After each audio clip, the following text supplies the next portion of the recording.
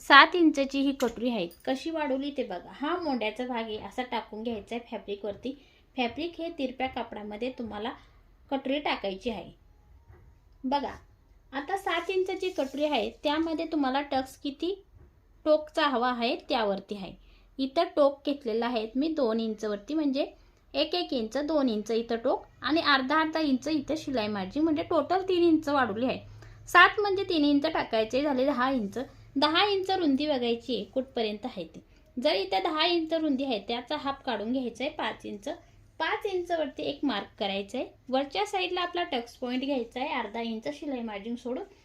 40 साईजचा ब्लाऊज आहे, Tux point येतो 10 इंच.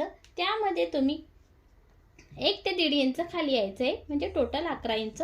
तिथून यायचं आहे 3.5 इंच खाली.